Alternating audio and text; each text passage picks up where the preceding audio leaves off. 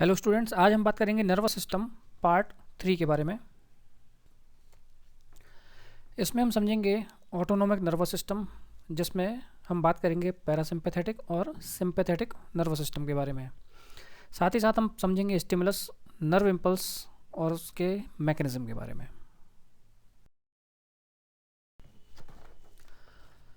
तो शुरू करते हैं स्टिमुलस से। स्टिमुलस क्या है? Stimulus is the change in environment. Environment में, वातावरण में जो परिवर्तन होता है वो स्टिमुलस है, क्योंकि उसी की वजह से होता है। It is defined as an agent. अब जो स्टिमुलस है उसको हम एक एजेंट भी बोल सकते हैं और एक इन्फ्लुएंस। इन्फ्लुएंस मतलब होता है प्रभाव, जो प्रभाव डालता है, और एक्ट या कोई act which bring about the response in excitable tissue. तो ये जो स्टिमुलस है, जो कि एक एजेंट हो सकता है, इन्फ्लुएंस हो सकता है या एक्ट हो सकता है, ये क्या करता है? ब्रिंग अबाउट द, ये क्या लेके आता है? रिस्पॉन्स। कहाँ पे? इन एक्साइटेबल टिश्यूज़। जो टिश्यूज़ होते हैं या जो एक्साइटेबल टिश्यूज़ होते हैं उनमें कुछ रिस्पॉन्स लेके आता है stimulus. Type of stimulus. Stimulus कितने प्रकार के होते हैं वो देखते हैं। There are 4 type of stimulus which can excite a living tissue. Stimulus 4 type के होते हैं जो कि किसी भी लिविंग टिश्यू को स्टिमुलेट करते हैं, उद्दीपित करते हैं। कौन कौन से हैं, एक एक करके देखते हैं। पहला है मैकेनिकल स्टिमुलस, जिसमें पिंचिंग, कुछ चुभ रहा है आपको, कुछ टच हो रहा है आपको। सेकंड है इलेक्ट्रिकल स्टिमुलस, इलेक्ट्रिसिटी से स्टिमुलेट होते हैं, जैसे कि इलेक्ट्रिक शॉक, कभी करंट लग जाता है आपको। थर्ड है थर्मल स्टिमुलस। थर्मल स्टिमुलस मतलब ये टेम्परेचर से रिलेटेड है, कुछ भी ठंडा या गर्म। फोर्थ है केमिकल स्टिमुलस। कोई भी केमिकल सब्सटेंस आप अपने ऊपर अप्लाई करते हैं, जैसे कि कुछ ये जो बाम वगैरह आप यूज़ करते हैं, झंडू बाम या कुछ और, तो आपको स्किन पर ठंडा लगने लग जाता है। कुछ केमिकल्स होते हैं। तो इसी प्रकार से कोई भी एसिड है, एसिड से आप जल जाते हैं, तो किसी भी प्रकार का कोई केमिकल आपको स्टिमुलेट करता है, सेंसेशन देता है, या हम बोलेंगे एक्शन पोटेंशियल जनरेट करता है। तो मेनली 4 टाइप के स्टिमुलस होते हैं। Quality of stimulus. To excite a tissue the stimulus must possess 2 characters, namely. किसी भी टिश्यू को एक्साइट करने के लिए स्टिमुलस में कुछ कैरेक्टरिस्टिक्स होनी चाहिए। क्या क्या है? इंटेंसिटी या स्ट्रेंथ, या तो स्टिमुलस पावरफुल हो, या ड्यूरेशन, उसकी ड्यूरेशन क्या है, कितने समय तक स्टिमुलेट कर रहा है, तभी एक्शन पोटेंशियल जनरेट हो पाएगा। Nerve impulse and property.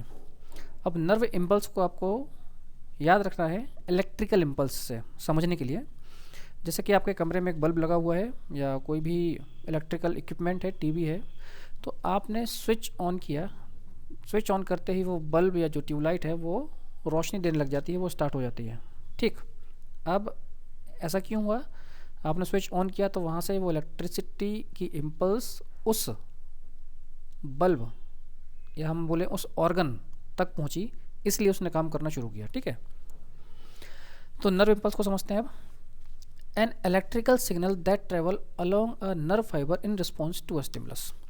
Nerve impulse क्या है? एक इलेक्ट्रिकल सिग्नल है दैट ट्रेवल, जो कि ट्रेवल करता है कहाँ से? Along a nerve fibre in response to a stimulus. Nerve fibre के थ्रू ये ट्रेवल करता है। जैसे वो इलेक्ट्रिसिटी वायर थे ना, ठीक वैसे ही नर्व फाइबर होते हैं, वायरिंग टाइप का।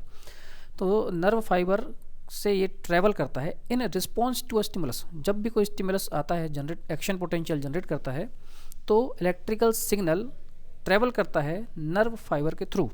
ठीक, and serve to transmit a record of sensation, या हम बोलेंगे सर्व करता है, काम करता है कैसे? Transmit a record of sensation.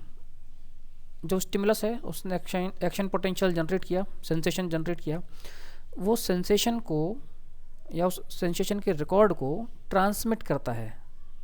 कहाँ से कहाँ तक? फ्रॉम अ रिसेप्टर, एक रिसेप्टर जो कि सिग्नल रिसीव कर रहा है, वहाँ से ब्रेन तक कर सकता है, और an instruction to act to an effector, या जो ब्रेन सिग्नल देता है, मोटर सिग्नल देता है to act to an effector. जैसे कि हम बात करें कि ब्लड में ग्लूकोज लेवल बढ़ गया, तो ब्रेन ऑर्डर देगा कहाँ पे? पैनक्रियाज को, कि वहाँ से इंसुलिन सिक्रीट करें। इंसुलिन सिक्रेट करेंगे तो ब्लड ग्लूकोज लेवल नॉर्मल हो जाएगा। तो फ्रॉम अ रिसेप्टर और an instruction to act to an effector, brain से जो भी नर्व गई है पैनक्रियास तक, वो नर्व इलेक्ट्रिकल सिग्नल को या जो इम्पल्स है, नर्व इम्पल्स है, उसको लेकर जाएंगे पैनक्रियास तक। पैनक्रियास तक वो इम्पल्स गई और उसने इंसुलिन सिक्रेट किया। इंसुलिन सिक्रेट किया तो ब्लड ग्लूकोज लेवल नॉर्मल हो गया। तो ये होता है नर्व इम्पल्स। ये एक इलेक्ट्रिकल सिग्नल है जो कि ट्रैवल करता है नर्व फाइबर के through in response to a stimulus, कोई भी स्टिमुलस है उसके रिस्पॉन्स में। साथ ही साथ हम ऐसे भी बोलेंगे कि ये रिकॉर्ड ऑफ सेंसेशन है उसको ट्रांसमिट करता है फ्रॉम रिसेप्टर। आपको कुछ चुभा तो वो सिग्नल जो है वो आपके ब्रेन तक गया, या हम बोलेंगे an instruction to act, brain ने कोई इंस्ट्रक्शन दिया है कोई काम करने के लिए, तो वो काम होगा through nerve impulse.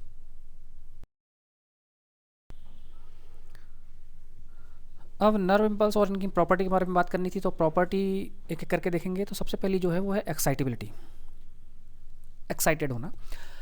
Excitability is defined as the reaction और response of tissue to the irritation और स्टिमुलेशन। एक्साइटेबिलिटी क्या है? रिएक्शन, एक्शन जो होता है उसके अगेंस्ट रिएक्शन होता है। तो एक्साइटेबिलिटी क्या है? रिएक्शन है और रिस्पॉन्स है of tissue to the irritation और स्टिमुलेशन, यानी कि टिश्यू में कोई भी इरिटेशन होता है या कोई भी स्टिमुलेशन होता है, उसके अगेंस्ट, उसके खिलाफ में कोई रिएक्ट करते हैं या रिस्पॉन्स देते हैं, उस प्रॉपर्टी को हम बोलते हैं excitability. It is physiochemical change. अब ये जो एक्साइटेबिलिटी है फिजियोकेमिकल चेंजेस है, चेंज होते हैं। अब आप एक चीज़ गौर करेंगे कि आप जब भी नेल कट करते हैं तो आपको दर्द नहीं होता है, आप अपने हेयर कट करते हैं तो आपको दर्द नहीं होता है। क्यों? क्योंकि आपके हेयर्स और नेल्स में नर्व सप्लाई नहीं है, इसी वजह से नर्व सप्लाई नहीं है, साथ ही साथ वो कुछ उसमें एक्साइटेबिलिटी भी नहीं होती है, इसी वजह से आपको पेन नहीं होता है। तो एक्साइटेबिलिटी क्या है? एक ये रिएक्शन है या रिस्पॉन्स है टिश्यू का किसी भी प्रकार के स्टिमुलेशन या इरिटेशन के लिए। इस एक्साइटेबिलिटी प्रॉपर्टी में जब भी कोई स्टिमुलेशन होता है या इरिटेशन होता है तो कुछ फिजियोकेमिकल चेंजेस होते हैं टिश्यूज़ में। अब ये है आपका एक नर्व है जो कि जिसको हम बोलेंगे लिटिल मिस एक्साइटेबल, काफ़ी एक्साइटेड है, खुश है।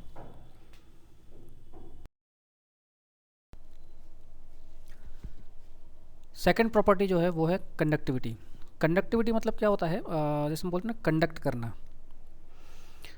आपको कोई बात अपने कॉलेज में फ्रेंड सर्कल में स्प्रेड करनी है तो किसी एक फ्रेंड को एक वो बात बता दो और उसको बोलो कि ये किसी को मत बताना। कुछ समय बाद वो बात सबको मालूम चल जाती है, ठीक है, वो बात कंडक्ट हो जाती है, फैल गई, इधर से उधर चली गई एक डायरेक्शन में। ठीक वैसे ही कंडक्टिविटी है। The action potential is transmitted through the nerve fibre as nerve impulse. अब जो एक्शन पोटेंशियल जनरेट होता है, जैसे भी स्टिमुलस आया, स्टिमुलेट किया, तो एक एक्शन पोटेंशियल, जैसे हम बोलते हैं ना, एक वेव जनरेट हुई। The action potential is transmitted through the nerve fibre. तो ये जो एक्शन पोटेंशियल है ये नर्व फाइबर के थ्रू ट्रांसमिट होता है as a nerve impulse. Normally in the body in the direct action potential is transmitted through the fibre in only one direction. Normally क्या होता है कि जो एक्शन पोटेंशियल जनरेट हुआ वो केवल एक डायरेक्शन में ही ट्रांसमिट होता है। जैसे आप देखते हैं जो सड़क होती हैं, रोड होती हैं, 2 वे होती हैं, 1 वे होती हैं। 2 वे मतलब इसमें आप आ भी सकते हैं और जा भी सकते हैं। कुछ सड़क ऐसी होती है जिसमें केवल जा सकते हैं और किसी में से सिर्फ आ सकते हैं, तो उनको हम बोलते हैं 1 वे रोड, क्योंकि बस जा ही सकते हैं। तो ठीक वैसे ही जो एक्शन पोटेंशियल है नर्व फाइबर में केवल एक डायरेक्शन में ही ट्रांसमिट होता है या कंडक्ट होता है। अब जैसे हम बात करें इलेक्ट्रिसिटी की, इलेक्ट्रिसिटी जो भी आपका बोर्ड है वहाँ से अपने स्विच ऑन किया, एक्शन पोटेंशियल जनरेट हुआ और वो ट्रांसमिट होकर जो भी रिसेप्टर इंस्ट्रूमेंट है, बल्ब है, पंखा है, वहाँ तक पहुँचता है। तो एक वे में ही इलेक्ट्रिसिटी कंडक्ट होती है। ठीक वैसे ही इम्पल्स भी 1 वे डायरेक्शन में ही कंडक्ट होती हैं। नेक्स्ट प्रॉपर्टी जो है वो है रिफ्रैक्टरी पीरियड। इसको पहले पढ़ लेते हैं फिर समझते हैं। The refractory period is the period at which nerve does not give any response to a stimulus. ये वो पीरियड है जब नर्व कोई रिस्पॉन्स ही नहीं देती है स्टिमुलस को। उस पीरियड को हम बोलते हैं रिफ्रैक्टरी पीरियड। हमने थोड़ी देर पहले बात की थी क्वालिटी ऑफ स्टिमुलस के बारे में। क्वालिटी ऑफ स्टिमुलस मतलब कि जो स्टिमुलस है किसी भी एक्साइटेबल टिश्यू को स्टिमुलेट करने के लिए दो क्वालिटी होनी चाहिए। पहली है इंटेंसिटी और स्ट्रेंथ या स्ट्रेंथ, दूसरा है ड्यूरेशन, कि वो स्टिमुलस इतना इंटेंसिटी इतना पावरफुल तो हो कि वो जो एक्साइटेबल टिश्यूज़ हैं उनको एक्साइट कर पाए, एक्शन पोटेंशियल जनरेट कर पाए। अगर स्टिमुलस का जो इंटेंसिटी है या जो पावर है वो कम है या ड्यूरेशन कम है, तब हम या जो टिश्यू है वो स्टिमुलेट नहीं हो पाते हैं। जैसे कि अगर हम बात करें कि आपकी स्किन पे अगर कोई कीड़ा या कोई चींटी चलती है तो आपको मालूम चल जाता है और आप उसको हटा देते हैं, क्योंकि उसमें उतना इंटेंसिटी है कि आपकी स्किन को स्टिमुलेट कर रहा है। उससे भी छोटे कई माइक्रो ऑर्गेनिज्म होते हैं जो हमारे ऊपर चलते हैं और हमको मालूम ही नहीं चलता है, क्योंकि उनमें उतना इंटेंसिटी या स्ट्रेंथ नहीं होता है, हमको स्टिमुलेट नहीं कर पाते हैं। तो ये वो पीरियड है जब नर्व कोई रिस्पॉन्स ही नहीं देती है स्टिमुलस को। अब स्टिमुलस में कुछ है, शायद पावर नहीं है या उनका ड्यूरेशन नहीं है, उसकी वजह से। कोई अगर सो रहा है और हम धीरे से फुसफुसाते हैं उसको जगाने के लिए, तो हमारी आवाज़ उस तक नहीं पहुंचती है, या आवाज़ इतनी पावरफुल या इतनी जोर से नहीं होती कि उसको जगा पाए। तो यही जो पीरियड है ये रिफ्रैक्टरी पीरियड कहलाता है। ये समझ लीजिए नर्व है जो कि स्टिमुलेट नहीं हो रही है।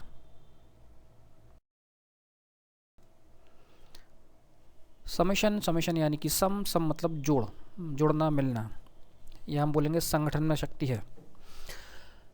व्हेन सब लिमिनल स्टिमुलस इज अप्लाइड, यानी हम बोलेंगे कम स्ट्रेंथ का स्टिमुलस जो है वो अप्लाई करते हैं, it does not produce any response in the nerve fibre. तो वो कम स्ट्रेंथ वाला जो स्टिमुलस है वो नर्व फाइबर में कोई भी रिस्पॉन्स प्रोड्यूस नहीं कर पाता है, स्ट्रेंथ कम है। However if 2 or more subliminal stimulus are applied within a short interval of about 0.5 m/second, लेकिन ये जो कम स्ट्रेंथ वाला स्टिमुलस था उसको अगर हम अप्लाई करते हैं, उन दोनों स्टिमुलस के बीच में बहुत कम समय है, बहुत कम फासला है, द रिस्पॉन्स इज प्रोड्यूस्ड, तो रिस्पॉन्स प्रोड्यूस हो जाता है। This is because the subliminal stimuli are summed up together. तो इसकी वजह से क्या होता है कि कम स्ट्रेंथ वाले जो स्टिमुलस थे ये समड अप हो गए, इकट्ठे हो गए हैं, और इनने मिलकर स्टिमुलेट करने की कोशिश की और रिस्पॉन्स प्रोड्यूस हो गया। This is known as summation. इस प्रॉपर्टी को हम बोलते हैं समेशन। अब जैसे कि हम देखें ये राइट साइड में है, अकेला ही स्टिमुलेट करने की कोशिश कर रहा है लेकिन नहीं हो पा रहा है, पर वो तीनों मिलके करेंगे तो रिस्पॉन्स प्रोड्यूस हो जाता है। इस थिंग को हम बोलते हैं summation.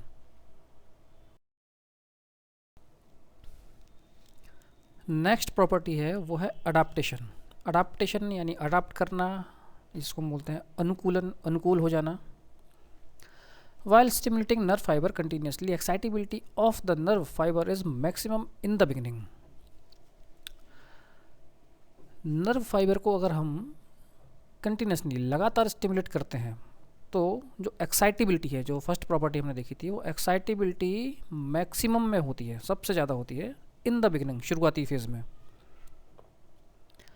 Letter the response decrease slowly and finally the nerve fibre does not show any response at all. तो धीरे धीरे अगर लगातार हम स्टिमुलेट करते हैं तो धीरे धीरे क्या होता है, नर्व का जो रिस्पॉन्स देने का काम है वो धीरे धीरे धीरे धीरे स्लो हो जाता है, कम हो जाता है। And finally the nerve fibre does not show any response at all, और लास्टली वो नर्व फाइबर रिस्पॉन्स ही नहीं देता है। जैसे कभी आप देखते हो, आपने शायद एक्सपीरियंस किया हो कि कोई आपको गुदगुदी लगाता है तो आपको बहुत गुदगुदी लगती है शुरू में, लेकिन लगातार लगाते रहते हैं तो फिर असर ही नहीं होता है। ये होता है अडाप्टेशन।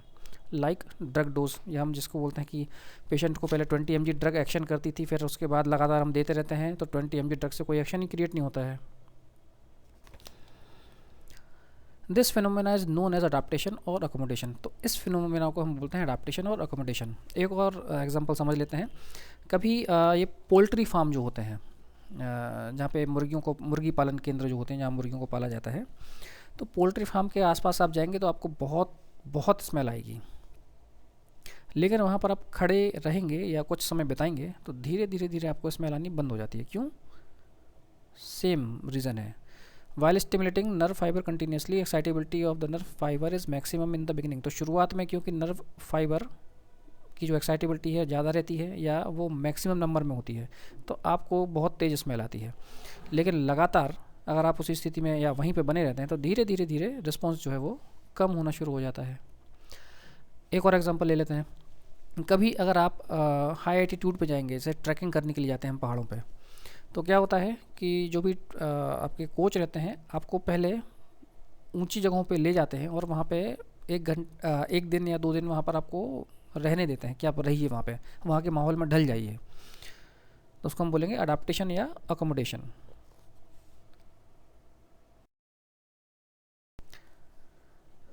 फिर लास्ट जो प्रॉपर्टी है वो है इनफटीगेबिलिटी। फटीग मतलब होता है थकान। नर्व फाइबर थकते नहीं हैं।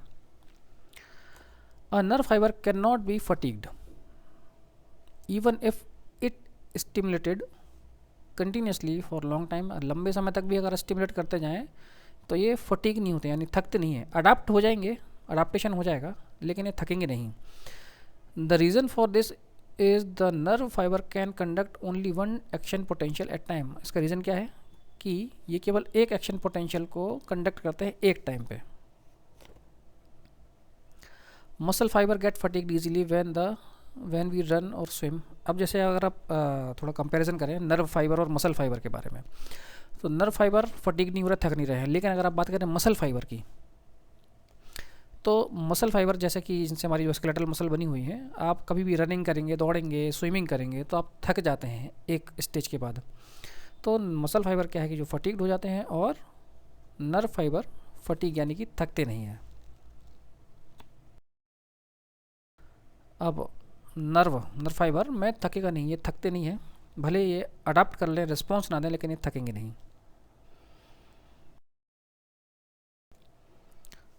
ऑटोनॉमिक नर्वस सिस्टम, तो हमने स्टिमुलस, नर्व इम्पल्स और उनकी प्रॉपर्टी, उनके बारे में बात कर ली है, समझ लिया है। अब हम बात करेंगे ऑटोनॉमिक नर्वस सिस्टम के बारे में कि ऑटोनॉमिक नर्वस सिस्टम एक्चुअली में होता क्या है।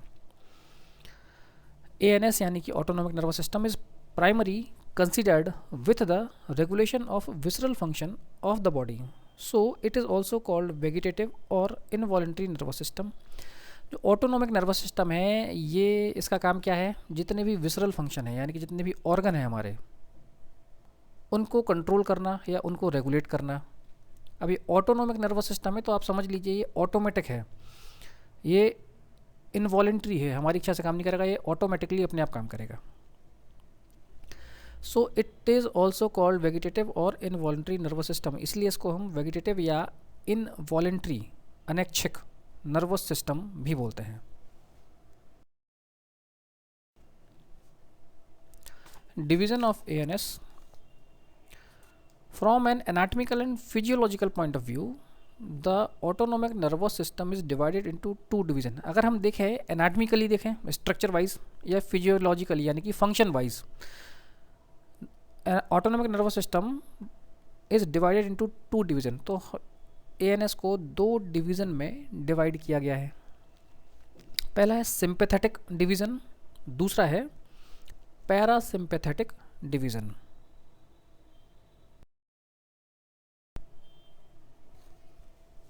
अब ये बहुत ही कंफ्यूजिंग लगते हैं पर हैं नहीं, तो हम समझ लेते हैं कि इनमें डिफरेंस क्या है दोनों में, सिंपैथेटिक में और पैरासिम्पैथेटिक नर्वस सिस्टम में। The sympathetic nervous system prepare the body for fight and flight response during any potential danger। हमारा जो sympathetic nervous system है, ये आपको कोई जो भी एक्साइटेड कंडीशन जो होती हैं, जब आप लड़ते हैं या आप गेम खेलते हैं जहाँ पे आपको ख़तरा होता है, तो ऐसी कंडीशन में आपको प्रिपेयर करते हैं, आपकी बॉडी को प्रिपेयर करते हैं ऐसी कंडीशन से लड़ने के लिए। The sympathetic nervous system prepare the body for fight or flight response during any potential danger. On the other hand, the parasympathetic nervous system inhibit the body from overworking and restore the body to a calm and composed state। और parasympathetic इसका उल्टा काम करता है, ये आपकी body को relax करता है। On the other hand parasympathetic nervous system inhibit the body inhibit मतलब स्लो करना, कम करना। फ्रॉम ओवर वर्किंग, ज़्यादा वर्किंग नहीं करने देंगे आपको, नहीं करने देता है। रिस्टोर द बॉडी टू काम, और बॉडी को काम क्वाइट स्टेट में लेके जाता है। जब भी आप लड़ते हैं, गुस्सा होते हैं, कोई गेम खेलते हैं, तो आपकी हार्ट बीट ज़्यादा हो जाती है, ब्लड सप्लाई ज़्यादा हो जाता है, ब्लड प्रेशर बढ़ जाता है, तो ये सिंपैथेटिक नर्वस सिस्टम करवा रहा है। जब सब रिलैक्स हो जाता है तो वो काम क्या है, रिलैक्स कराने का काम पैरासिम्पैथेटिक नर्वस सिस्टम का है। एनर्जी स्टोर करके रखेगा, बचा के रखेगा, काम क्वाइट स्टेट में आपको लेके जाएगा।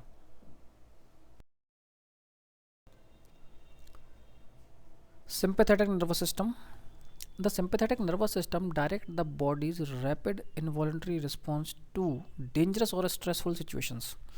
जब भी कोई डेंजरस या स्ट्रेसफुल सिचुएशंस आती हैं, किसी से झगड़ा हो गया है, कोई टेंशन हो गई है, कुछ बुरी खबर आपने सुन ली है, आप जब एग्ज़ाम देने जाएंगे फर्स्ट ईयर का पहला, तब आपकी यही कंडीशन होने वाली है। सिंपैथेटिक नर्वस सिस्टम एक्टिवेट होगा, आपका हार्ट रेट बढ़ जाएगा, ब्लड प्रेशर बढ़ जाएगा। A flash flood of hormones boost the body's alertness and heart rate, sending extra blood to the muscle. तो क्या होगा यहाँ पर, जो हार्मोन्स हैं, हार्मोन क्या होते हैं वो हम लेटर आगे यूनिट्स में समझेंगे।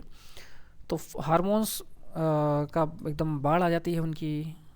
Boost the body's alertness, body एकदम अलर्ट हो जाती है, क्या चल रहा है, हम बहुत ज़्यादा ध्यान देने लग जाते हैं। हार्ट रेट बढ़ जाएगा, sending extra blood to the muscle, और जितना ब्लड रिक्वायरमेंट है उससे ज़्यादा ब्लड मसल्स को देने लग जाते हैं, क्योंकि आपकी बॉडी को तैयार कर रहे होते हैं। Sympathetic division supply smooth muscle fibre of all the visceral organ such as blood vessels, heart, lungs, glands, viscera. अब जो सिंपैथेटिक डिवीजन है ये सप्लाई करता है smooth muscle fibre of all visceral organ. अब जो विसरल ऑर्गन है ये स्मूथ मसल से बने होते हैं, तो उनको ये सप्लाई करता है, जैसे कि ब्लड वेसल्स हो गई, हार्ट हो गया, लंग्स हो गया, ग्लैंड हो गया, विसरा। तो कहने का मतलब ये है सिंपैथेटिक नर्वस सिस्टम जो कि जब आपका फाइट फ्लाइट रिस्पॉन्स होता है, लड़ने के लिए आपको तैयार करता है।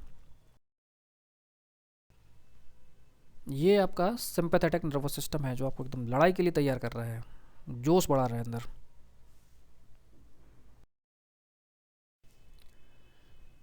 फिर सेकंड है पैरासिम्पैथेटिक नर्वस सिस्टम। अब वहाँ पर सब बढ़ रहा है, ब्लड प्रेशर और सप्लाई सब कुछ। यहाँ पर क्या है, उसका उल्टा होगा, क्योंकि नॉर्मल बीच में लेके आना है, ना कम ना ज़्यादा। The parasympathetic nervous system is also referred to as the rest and digest system. अभी क्या है, रेस्ट और डाइजेस्ट, आराम करो, पचाओ, जो भी समस्या है उसको पचा लो और आराम करो। As it function to conserve the body's natural activity. अब ये कंजर्व यानी बचा के रखता है जो बॉडी की नेचुरल एक्टिविटी है, क्योंकि सिंपैथेटिक में सब कुछ बढ़ रहा था, ब्लड सप्लाई भी बढ़ रही थी, हार्ट रेट बढ़ रहा था, सब कुछ बढ़ रहा था, ब्लड प्रेशर बढ़ रहा था। And relax the individual once an emergency has passed. जैसे ही इमरजेंसी निकली, जो स्ट्रेसफुल सिचुएशन थी, जो डेंजरस सिचुएशन थी, वो निकल गई, तब आप रिलैक्स कर लेते हैं। कभी अगर आप विदाउट टिकट जर्नी करेंगे और जैसे ही टीसी आएगा ट्रेन में, तो आपका हार्ट रेट बढ़ जाएगा, घबरा जाएंगे, अलर्ट हो जाएंगे, कहाँ पे है, कहाँ पे है, कौन से डिब्बे में है। सिंपैथेटिक नर्वस सिस्टम का काम है। जैसे ही वो उतर गया, निकल गया, आपका टिकट चेक नहीं करा, वो दूसरे डिब्बे में चला गया, तब आपका पैरासिम्पैथेटिक, या वो ट्रेन से उतर गया, तब पैरासिम्पैथेटिक नर्वस सिस्टम एक्टिवेट होगा और आपको रिलैक्स करा देगा कि अब इमरजेंसी जो थी वो जा चुकी है। The parasympathetic nervous system leads to decrease arousal. अभी जो पैरासिम्पैथेटिक नर्वस सिस्टम है ये अराउजल को, जो अलर्टनेस थी उसको डिक्रीज कर देता है।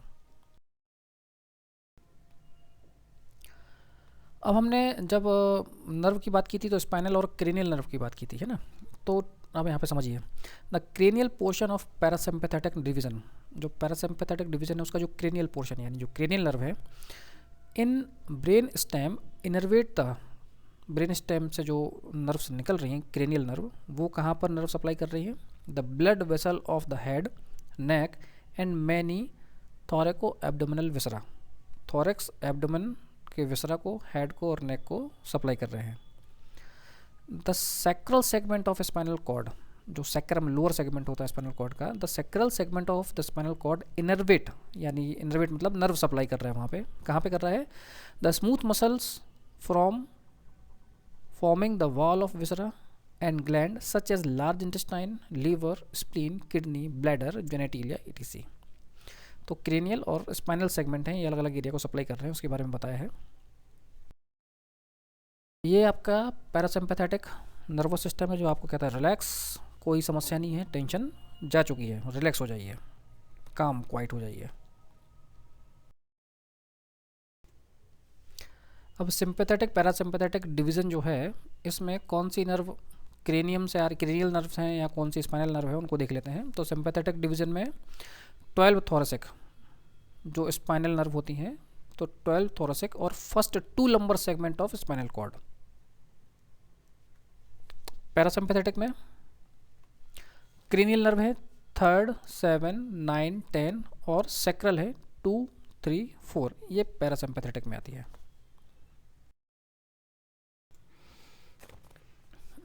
ये डायग्राम है parasympathetic and sympathetic nervous system का।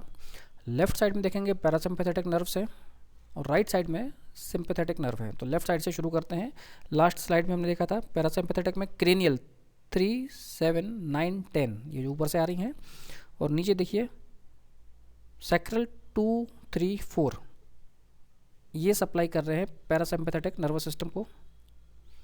फिर राइट साइड में देखेंगे सिंपैथेटिक में हमने देखा था 12 थोरेसिक और अपर 2 सेगमेंट ऑफ लंबर। तो ये 12 जो है T1 से लेकर T12 तक और L1, L2 ये सिंपैथेटिक नर्वस सिस्टम का डिवीज़न है, ये इनको सप्लाई करते हैं।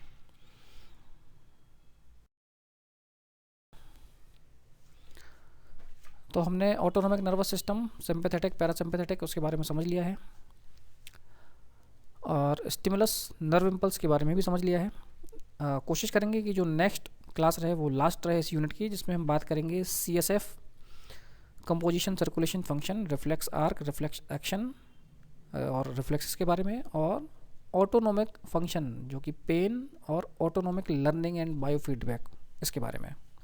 Thank you.